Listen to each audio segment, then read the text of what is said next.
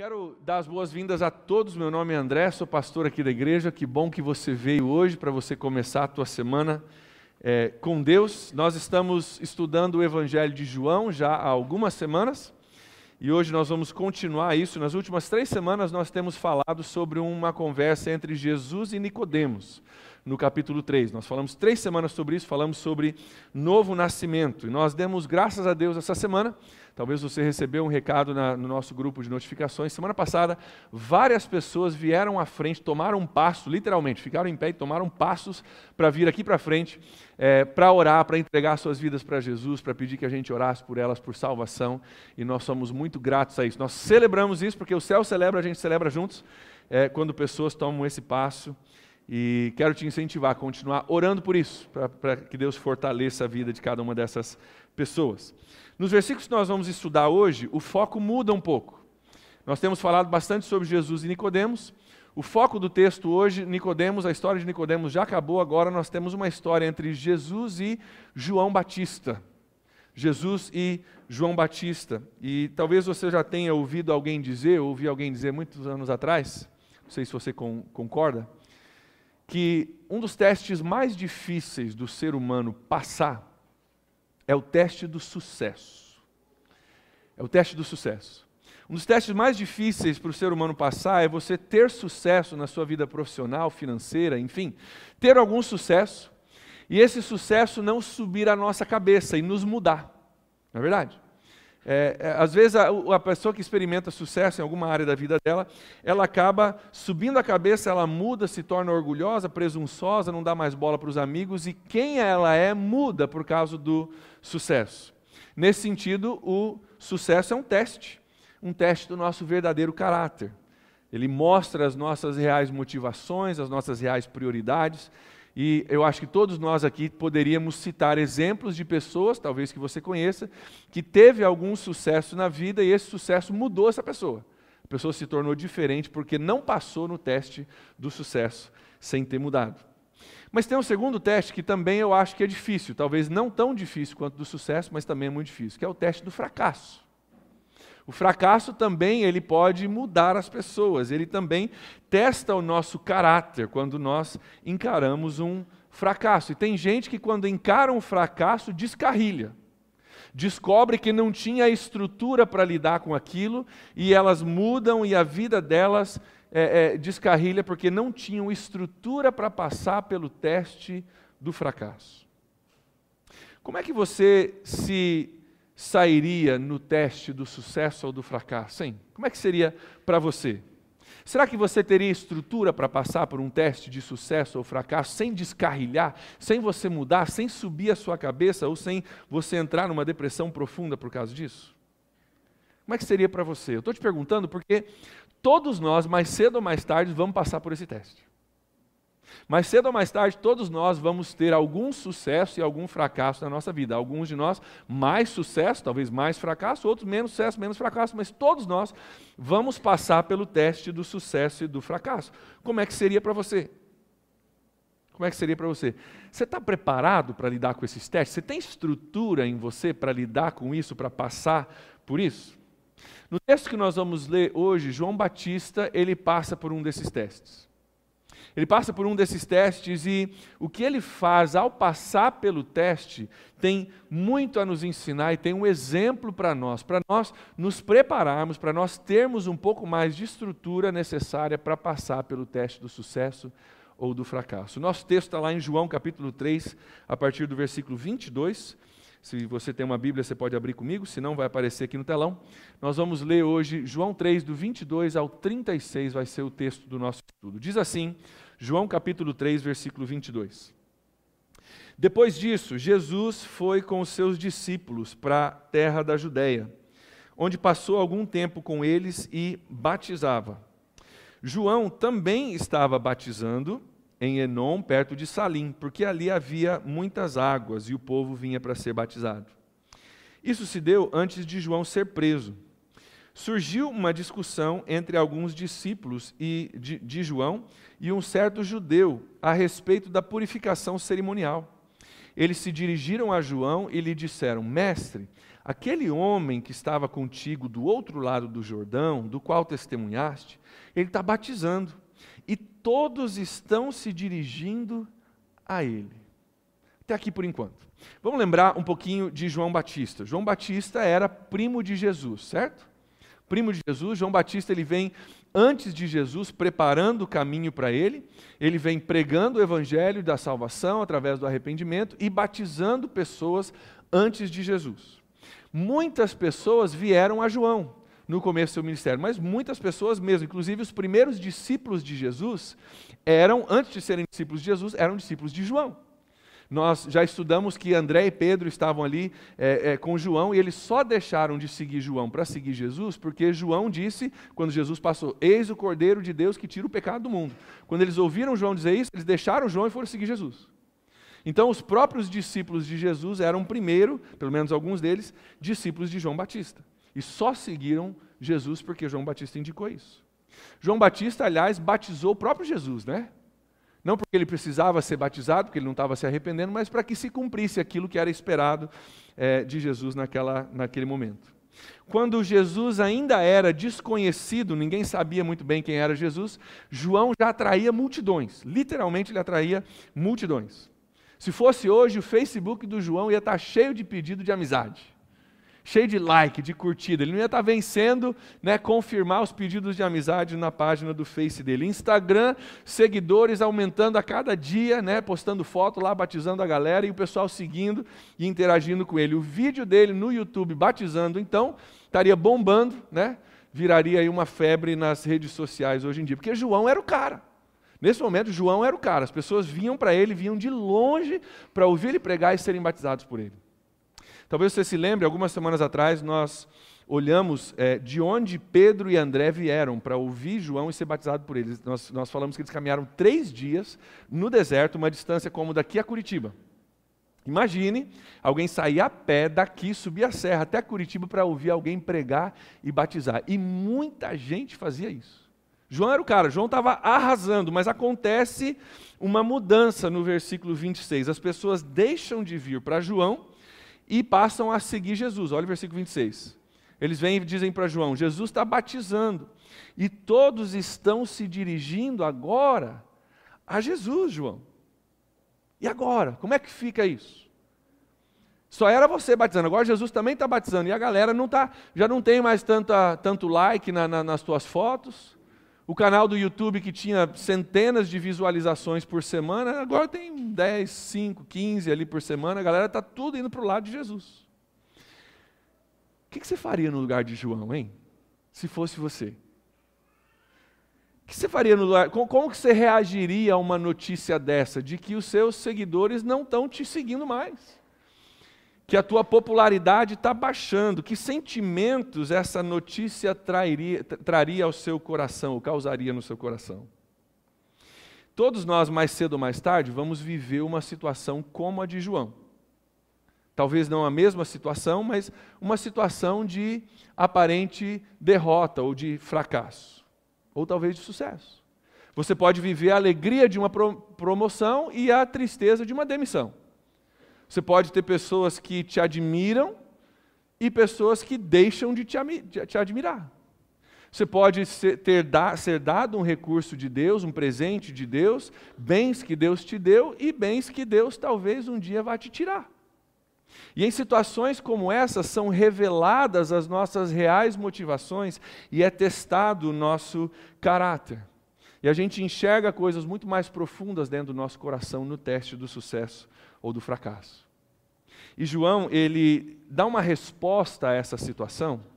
A forma que ele reage a essa notícia é fantástica. E ao responder, ele nos dá 3 chaves para nós passarmos pelo teste do fracasso ou do sucesso. Eu quero compartilhar isso contigo. 3 chaves para você estar mais preparado, mais preparada para passar pelo teste do sucesso ou o teste do fracasso. Ele começa a nos mostrar a partir do versículo 27. Dá uma olhada ali comigo. O versículo 27 diz assim: a isso João respondeu: uma pessoa só pode receber o que lhe é dado dos céus.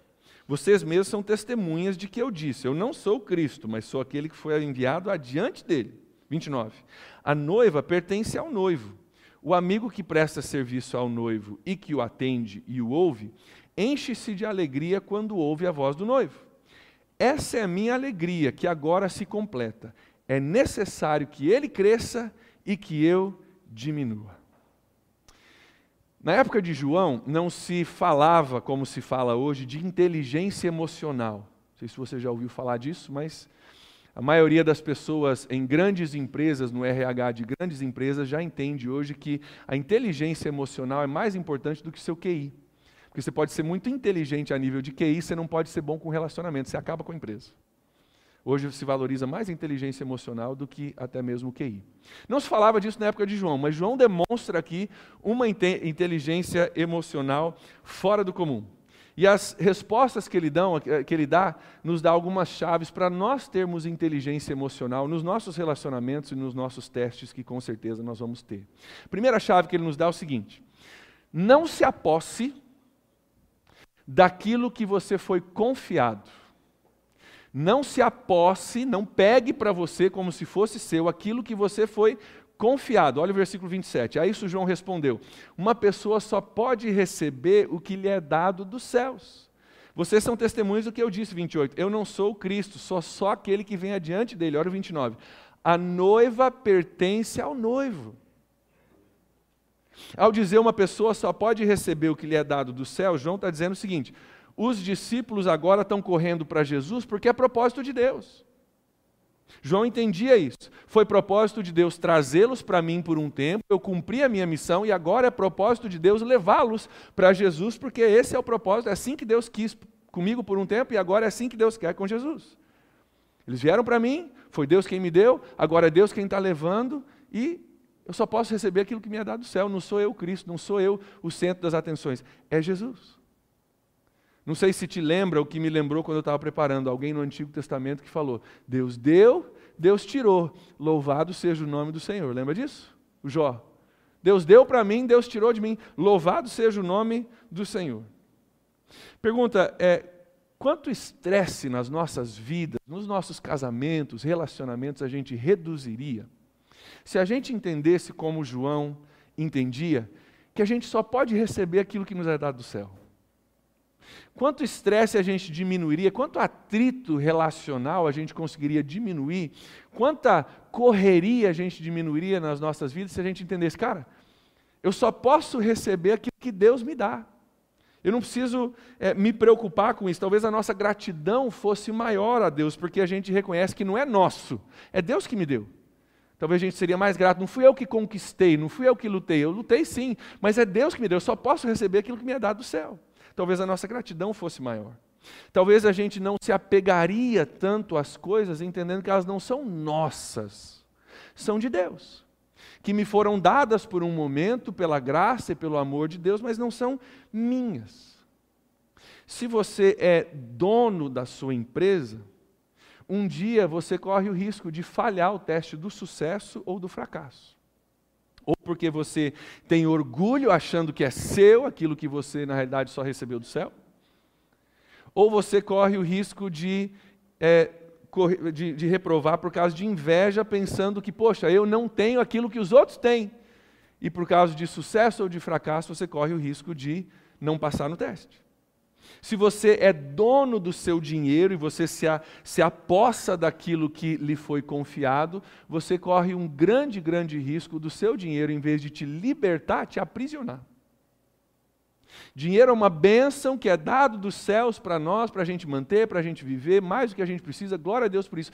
Mas se você se apossa de algo que você foi confiado, você corre o risco de algo que Deus te deu para te libertar, para te dar recursos, para você ser generoso, para você ser bom, acabar te aprisionando. Se você é dono ou dona do seu namorado ou namorada, jovens, você tem que vigiar e controlar para não perder. E quanto mais você vigia e controla, mais você perde, se você não descobriu isso ainda. Porque a gente se aposta de coisas que nós fomos confiados. Mas se o que você tem é presente de Deus, você cuida sim. Não estou dizendo que você não vai cuidar, que você não vai amar a tua esposa, que você não vai, cuidar bem da sua empresa, das suas finanças. Você cuida sim, mas você entende que eu não vou me apossar disso, que é algo que Deus me deu. Eu recebo do céu, Deus me deu, então eu vou receber com gratidão, mas entendendo que não pertence a mim, pertence a Deus. Nós temos o costume de falar aqui durante as apresentações de bebês, talvez você tenha me ouvido falar já, às vezes eu falo para os pais, essa criança que está nos seus braços hoje, ela está emprestada para vocês, não é de vocês, certo? Ela vem de Deus, cheia de propósitos de Deus, ela vai servir a Deus e um dia ela vai voltar para Deus. Então ela está emprestada para você por alguns anos, para que você possa criá-la nos caminhos do Senhor, amá-la, ensiná-la, para que ela possa preencher, que ela possa realizar aquilo que Deus tem para ela. Quando a gente entende isso, que o meu filho não é meu filho, ele é de Deus, eu só posso receber aquilo que me é dado do céu, o jeito de eu educar os meus filhos muda, não muda? O jeito de eu tratar os meus filhos muda, porque eu entendo que não são meus, me foram confiados por algum tempo. Então, se você quer passar no teste do sucesso ou do fracasso, não se aposse de coisas que você foi confiado por Deus. Não tome como se fossem seus, porque você corre o risco de fracassar se você se apossar.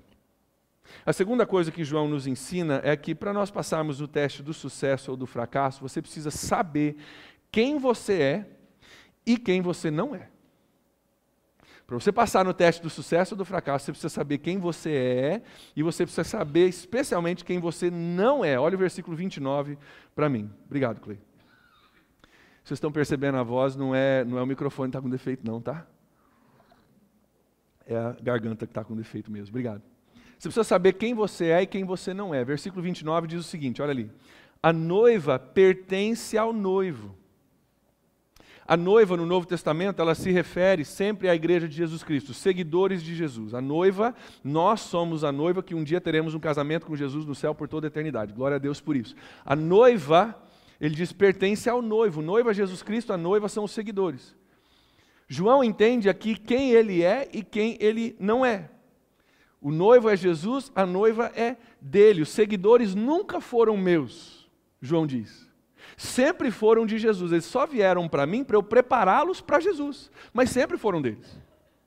Eu não me apossei desses seguidores, então fica fácil para mim que eles vão para Jesus. Assim como às vezes um parente num casamento, talvez você já tenha feito isso, um parente normalmente dirige um carro, um amigo dirige o carro com a noiva, né? Todos os convidados estão lá, o noivo já está lá nervoso, o pastor está pronto e tal, convidados estão todos sentados, a música já está rolando, e aí vem alguém, um parente, um conhecido, um amigo que dirige um carro, normalmente todo limpo por dentro e por fora, todo brilhoso, com a noiva no banco de trás. João entendia que ele não era o noivo. Ele era o motorista do carro.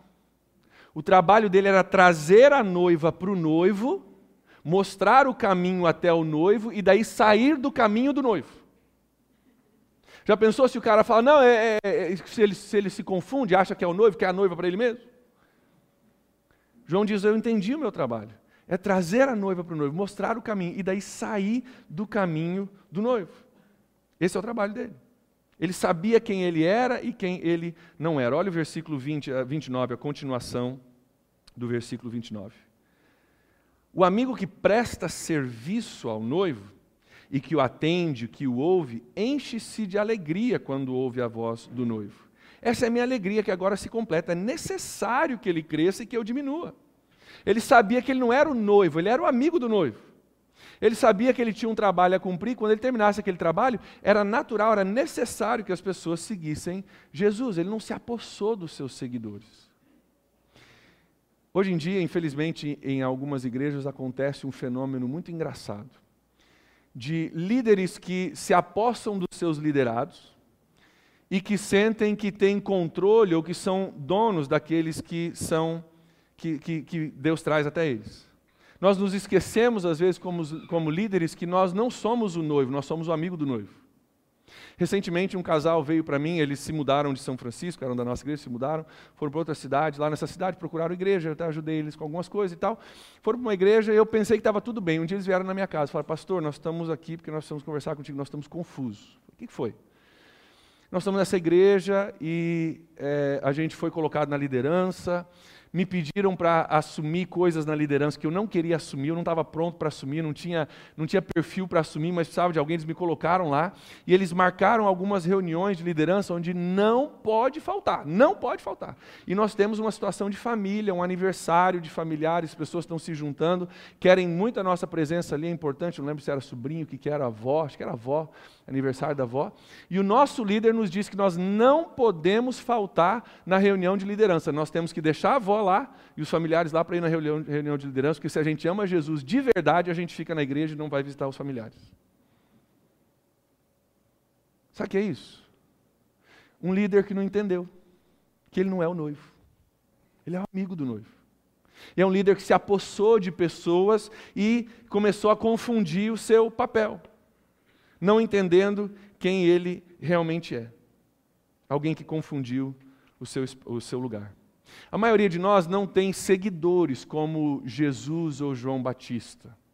Mas nós temos algumas coisas que a gente ainda se aposta e sente donos dessas coisas. Por exemplo, muitos de nós nos achamos donos da verdade. E a gente se aposta da verdade como se ela fosse minha. E nos nossos relacionamentos, quando alguém diverge da gente, a gente não tolera, a gente não aguenta, a gente não consegue lidar bem com a situação, porque nós nos achamos donos da verdade. E quando alguém diz que eu não tenho a verdade, mas aquela pessoa está com a verdade, eu me sinto inseguro com aquilo. Eu não consigo tolerar isso porque eu acho que sou dono da verdade. Esse tipo de se apossar destrói relacionamentos. Destrói relacionamentos. A gente só faz isso porque a gente não sabe quem é e quem não é. Quando a gente entende, cara, eu não sou perfeito, eu não sou dono da verdade, a conversa fica muito mais fácil, não fica? Não fica muito mais leve? Quando você chega dizendo, cara, com certeza eu errei, com certeza não sou dono da verdade, com certeza eu tenho as minhas falhas também, a conversa fica mais fácil, o atrito fica menor, a solução fica muito mais fácil de se encontrar quando a gente não se apossa da verdade nos nossos relacionamentos. Quanto estresse que a gente diminuiria, hein? Nos nossos relacionamentos se a gente entendesse bem quem nós somos. Entendêssemos bem quem nós não somos. Se a gente entendesse, nós não somos donos de ninguém, nós somos confiados a algumas pessoas para cuidar, para amar, para se servir. Se nós não fôssemos donos da verdade, mas entendêssemos que somos falhos. Quanto atrito, como que isso afetaria a sua casa, hein? Seu casamento, a sua família, seu local de trabalho, seu empregador, o seu empregado, se você tivesse uma postura um pouco mais parecida com a postura de João, hein? O terceiro exemplo que João nos dá é o mais importante exemplo de todos. Primeiro é a gente não se apossar das coisas. Segundo é a gente entender quem nós somos e quem nós não somos. E o terceiro, se você não lembrar mais nada, lembre disso e pratique isso, que se você praticar isso vai mudar a tua vida. João, ele conseguiu passar pelo teste do fracasso aos olhos dos homens, porque João, ele tinha Jesus como alvo principal da vida dele. João tinha Jesus como alvo principal da vida dele. Para você passar pelo teste do sucesso ou do fracasso, você precisa ter Jesus como alvo principal da sua vida. Porque se Jesus for o alvo, cara, eu estou passando pelo vale, mas meus olhos estão em Jesus. Cara, eu estou no topo da montanha, mas sabe o que está acima da montanha? Jesus, eu enxergo Ele também, eu olho para Jesus. E no meio dos altos e dos baixos, o meu foco é em Jesus. Então eu consigo passar pelos altos e baixos com perspectiva e com esperança, porque o valor maior na minha vida é Jesus. Olha o versículo 31 comigo. Aquele que vem do alto, João diz, está acima de todos. Aquele que é da terra, João falando agora de si próprio, então ele está fazendo uma comparação entre Jesus e João. Aquele que é do alto, Jesus, está acima de todos. Aquele que é da terra, João Batista, pertence à terra e fala como quem é da terra. Está dizendo, cara, você quer comparar eu com Jesus? Eu sou daqui, eu falo como quem é daqui, mas Jesus, ele é do alto, ele está acima de todas as coisas. Ele termina o versículo 31 dizendo, aquele que vem dos céus está acima de todos. Versículo 32, ele testifica do que ele tem visto e ouvido, mas ninguém aceita o seu testemunho. Aquele que o aceita confirma que Deus é verdadeiro, porque aquele que Deus fala, ele fala as palavras do próprio Deus. Ele dá o Espírito sem limitações. O Pai ama o Filho e entregou tudo em suas mãos. Vocês estão vendo a diferença? Está dizendo, cara, eu sou daqui, eu falo do jeito aqui, mas ele que é dos céus, ele é lá de cima, ele está acima de todas as coisas, o Pai deu tudo nas suas mãos, ele quando ele dá o Espírito sem medida. Ele está dizendo, ó, Jesus está em outra categoria. Jesus não é um cara melhor, não é entre os homens um dos mais exaltados. Tem a gente aqui da terra e tem Jesus lá em cima. Está em outra categoria totalmente. Ele termina esse argumento sobre Jesus com o versículo 36 que nós olhamos semana passada. Diz assim, quem crê no Filho tem vida eterna, quem rejeita o Filho não verá a vida, mas a ira de Deus permanece sobre ele. Está dizendo, cara, você quer saber a comparação entre eu e Jesus? Para você saber se eu estou preocupado que os seguidores estão deixando de me seguir para seguir ele? Eu sou aqui da terra, falo aqui da terra. Ele é lá do alto. O Pai deu tudo em suas mãos. Ele dá o Espírito sem medida. Quem tem o Filho tem vida eterna, quem não tem vida eterna. Esse é Jesus. Então não vamos comparar eu com Jesus, porque ele está acima de todas as coisas.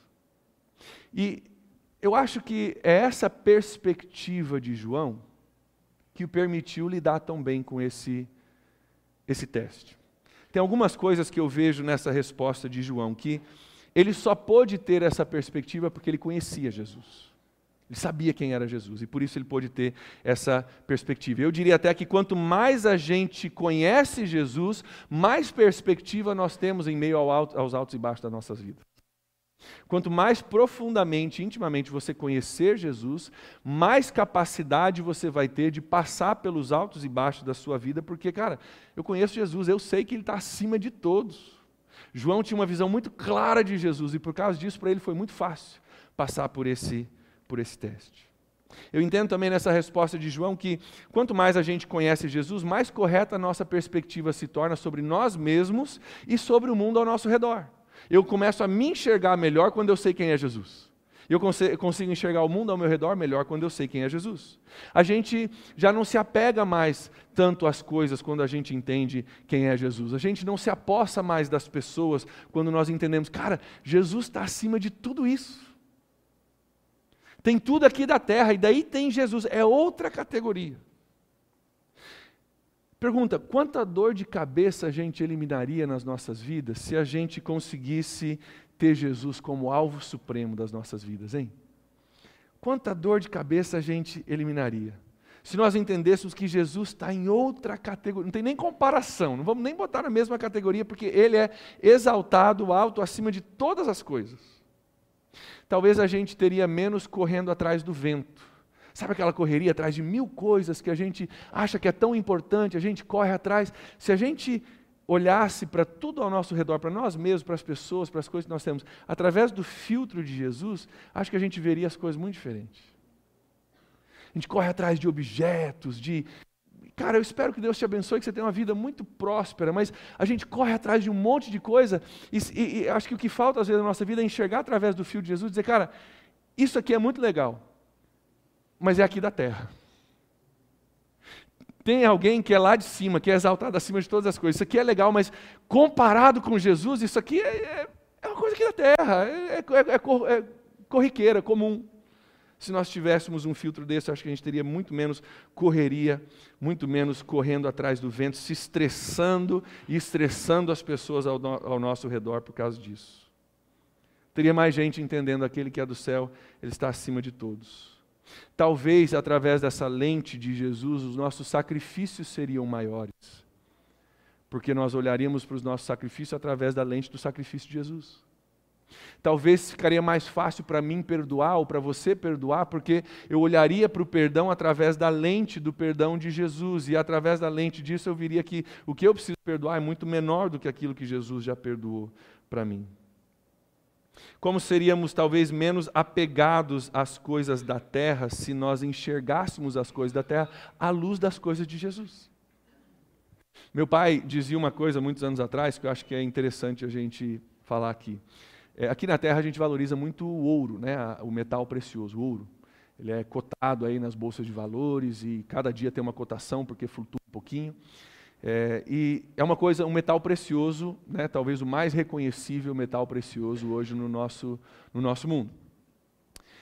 Algumas pessoas que sentem uma volatilidade no mercado, eles às vezes investem em ouro compram ouro em vez de, ações na bolsa ou em vez de colocar na poupança, porque entendem que, cara, se a bolsa um dia quebrar, o sistema econômico totalmente se desfazer, ouro ainda vai ser valioso, pessoas ainda vão querer ouro. Então, o lugar mais seguro, alguns pensam, é você comprar ouro.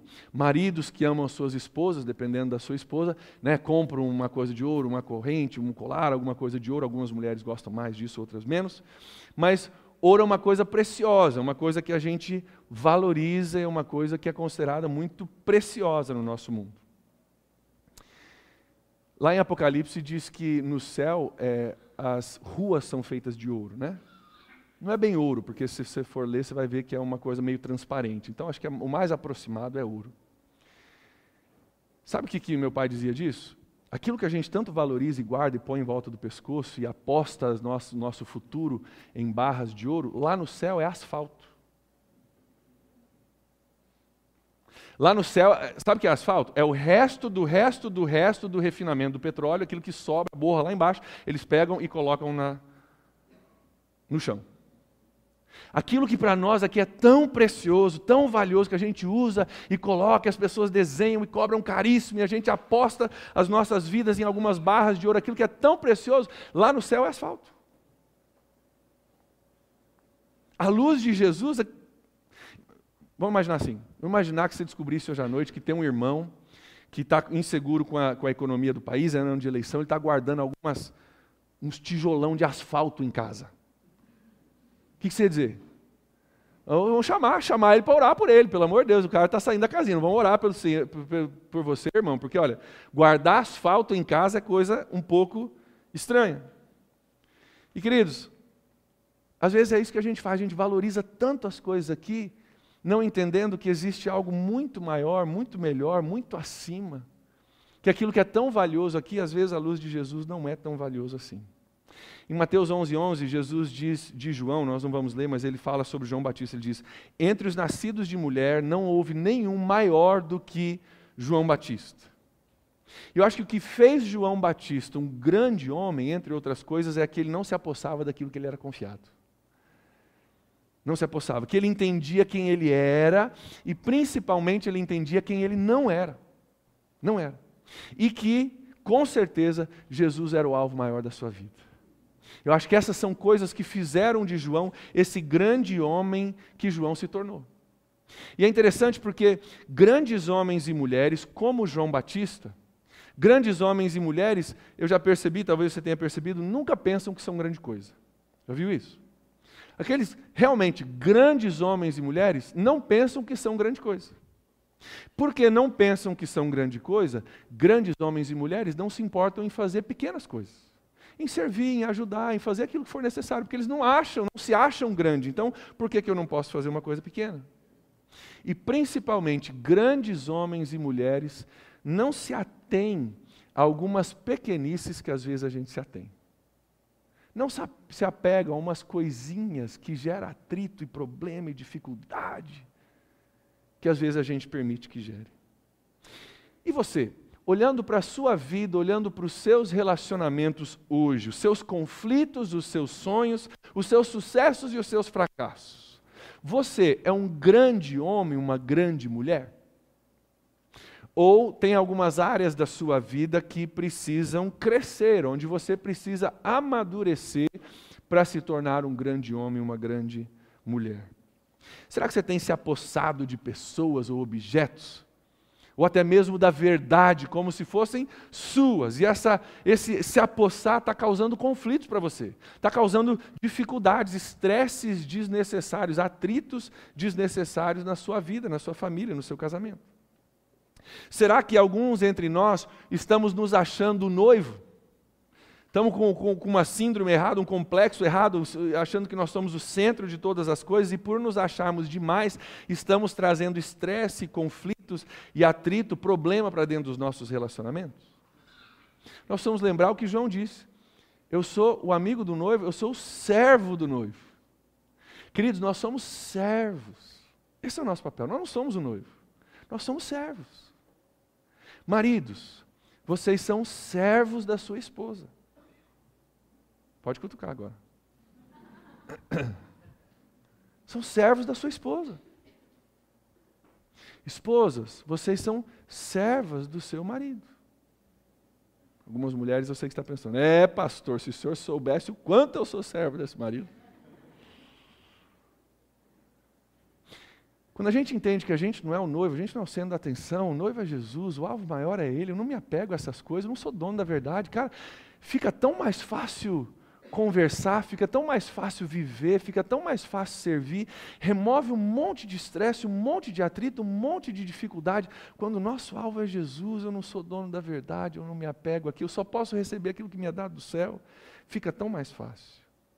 Será que por nós não termos Jesus como alvo maior das nossas vidas, nós estamos vivendo dificuldades e conflitos desnecessários, nos desgastando com coisinhas pequenas? Como será que seriam diferentes hoje os nossos casamentos, a nossa vida familiar, se nós aprendêssemos com João hoje? Como seriam talvez diferentes as nossas famílias se nós aplicássemos isso às nossas vidas? Talvez no meio do nosso sucesso e fracassos nós não teríamos tanta dificuldade, tanto altos e baixos. Então hoje eu quero te desafiar. Quero te desafiar. Se você tem se apossado de alguma coisa ou de alguém, eu quero te desafiar hoje para o seu bem, para o bem do seu casamento, da sua família, do seu testemunho, da sua caminhada com Cristo. Se você tem se apossado de alguma coisa, solta para Jesus. Nunca foi teu. Você só pode receber o que lhe é dado do céu. Entrega para Jesus, bota na mão dele, se você está se apossando e se agarrando a alguma coisa. Quero te desafiar a você se colocar no lugar de servo. Nós não somos o marido, nós somos o servo do marido. Nós servimos Jesus. Quando eu sirvo a minha esposa, eu estou servindo Jesus. Uma esposa me serve, ela está servindo Jesus, porque o nosso alvo maior é Jesus. Entrega aquilo que você está se apossando, se coloca no lugar de servo e mantenha Jesus como alvo principal da sua vida. Se você fizer isso, você vai ver um efeito enorme na sua vida. Você vai viver uma estabilidade emocional e relacional, talvez que você nunca viveu, se você aplicar essas coisas à sua vida. Em meio às dificuldades, aos altos e baixos, você vai ter essa estabilidade, esse equilíbrio emocional que João tinha, porque você se colocou no seu lugar, colocou Jesus no seu lugar e abriu mão daquilo que nunca foi seu, mas foi dado para você por Jesus. Feche seus olhos comigo, quero orar contigo. Quero dar a você a oportunidade hoje de fazer, de tomar um passo, de aplicar um pouco do que nós conversamos à sua vida, aos seus relacionamentos, à sua vida familiar, sua vida conjugal, a você colocar talvez de volta nas mãos de Jesus algo que Ele te deu, porque Ele é bom, porque Ele te ama. E ao longo do caminho você se apossou, você achou que era seu, você está todo estressado agora, porque você tem medo de perder, ou porque você está correndo atrás de coisas que talvez Deus não tem para você. Talvez você se apossou da verdade, por isso está difícil de conversar contigo. Está difícil ter um diálogo, está difícil entender, porque é difícil falar com quem se aposta da verdade. Talvez você precisa lembrar hoje quem você é e quem você não é. Todos nós somos somente servos, somente amigos do noivo. E todos nós vamos ter uma vida muito mais centrada, muito mais tranquila, muito mais equilibrada se nós tivermos Jesus como alvo principal. Queridos, tem tudo aqui dessa terra, tudo que você corre atrás, o emprego, o carro, a casa própria, toda essa coisa que a gente se mata para fazer, é aqui da terra. Mas existe um que está acima de todas as coisas. Vamos correr atrás dele primeiro? E você vai ver que um monte de estresse vai sumir da tua vida. Porque você entendeu que existe alguém que é prioritário. Vai sumir um monte de estresse da tua vida, porque aquilo que você está lutando tanto para conquistar, talvez Deus não tenha para você conquistar, nesse momento ou desse jeito. Mas nada pode te segurar de você conhecer melhor Jesus. Então talvez você precisa colocar Jesus como alvo principal da sua vida nessa noite. Se Deus está falando contigo através dessa mensagem, você tem algo para fazer a respeito do que nós conversamos. Entregar alguma coisa, se colocar no seu lugar, se humilhar diante de Deus, ou você percebe hoje, cara, eu perdi o meu foco, eu perdi o alvo. Jesus era o alvo, mas em algum momento ao longo do caminho eu nem percebi, mas ele já não é mais o alvo. E você quer tomar um passo hoje, você quer mudar alguma coisa, você quer fazer um ajuste dentro de você, baseado no que nós falamos. Vou pedir que você fique em pé, eu quero orar contigo. Você que vai fazer um ajuste hoje. Você que entendeu que Deus está falando contigo, você quer entregar alguma coisa, você quer se colocar no seu lugar, você quer sair daqui com Jesus como alvo principal. Fique em pé, nós vamos orar com todos aqueles que ficarem em pé. Nós vamos trazer a nossa vida de volta para o centro, nós vamos tendo ouvido e entendido aquilo que não eu estou falando contigo, mas que Deus está falando contigo através do Espírito Santo. Nós vamos trazer isso diante de Deus, para que possamos não somente ver o exemplo de João Batista, mas seguir o exemplo de João Batista. E ao seguir o exemplo, nós possamos sair daqui diferentes. Fique em pé, você que quer orar comigo, e nós vamos estar orando nesse momento. Deus, é com alegria que nós nos voltamos para o Senhor hoje, Pai. É com gratidão no nosso coração pela Tua palavra, que é tão simples, Deus, é tão simples. Não é nada talvez que a gente não tenha ouvido antes, são coisas que a gente já conhece, mas ao longo do caminho a gente se perde. Então, Deus, hoje esses irmãos e irmãs que estão ficando em pé comigo, Deus, nós colocamos diante do Senhor as nossas vidas e aquilo que o Senhor tem tocado em nosso coração. Deus, para alguns que estão entregando algumas coisas ao Senhor, que não são deles, mas eles tinham se apossado, Pai, toma em nome de Jesus e coloca no lugar, ó Deus, naquele vazio que a gente acha que vai ficar, coloca a alegria do Senhor, Pai. Coloca a alegria do Senhor, a certeza de pertencerem ao Senhor, Pai, que essa entrega possa ser não somente uma entrega, mas que eles possam descobrir ao entregarem que foram libertos, Deus, de algo que os prendia. Ó Deus, para aqueles que estão se colocando no seu lugar, entendendo quem são e quem não são, Pai, dá-nos a humildade de entendermos que nós somos somente servos do Senhor, Pai. Dá-nos a humildade, Deus, de entender que nosso trabalho é servir a Jesus e daí sair do caminho. Não somos nós o foco, nós só trazemos pessoas para o Senhor, Pai. Então, coloca-nos no nosso lugar nessa noite, Pai. E Deus, eu oro por último, ó Deus, que cada um de nós, possa sair daqui com Jesus como nosso alvo principal em nossas vidas, Pai. Que tudo aquilo que compete, Deus, com o Senhor como alvo nas nossas vidas, possa ser lançado por terra em nome de Jesus, Pai. E que o Senhor possa crescer nos nossos olhos e tomar o seu lugar, Deus. E que através disso nós possamos enxergar tanto as lutas, quanto as vitórias, quanto as conquistas, quanto os fracassos das nossas vidas através de uma lente de Jesus. E aquilo que a gente tem corrido tanto atrás, que tem se estressado para conquistar, nós possamos entender tudo isso aqui da terra. Mas tem alguém que é lá do céu, está acima de todas as coisas. Deus deu todas as coisas em suas mãos. Ele dá o Espírito sem medida. Que nós possamos realinhar as nossas vidas. Pai, eu oro por aqueles que se sentem hoje, talvez, à medida que a gente conversou, descarrilhados, saíram dos trilhos. Pai, coloca de volta nos trilhos hoje. Pelo Teu Espírito Santo, coloca de volta nos trilhos, Pai. E ajuda-nos a caminhar em conformidade com a Tua palavra, ajuda-nos a caminhar com esses princípios firmemente arraigados no nosso coração, e que a nossa vida seja mais agradável ao Senhor, mais de acordo com o Teu propósito, mais condizente com aquilo que o Senhor tem para nós através da decisão que nós tomamos hoje à noite. Então vem Espírito Santo e realiza no coração de cada irmão, de cada irmã que ficou em pé hoje, a obra que somente o Senhor pode fazer. E ajuda-nos a viver essas questões tão simples, mas às vezes tão difíceis de fazermos. Dá-nos poder e graça, entendimento, sabedoria, para vivermos isso de forma prática no nosso dia a dia. Nós oramos em nome de Jesus. Amém. Amém. Você pode se sentar para alguns...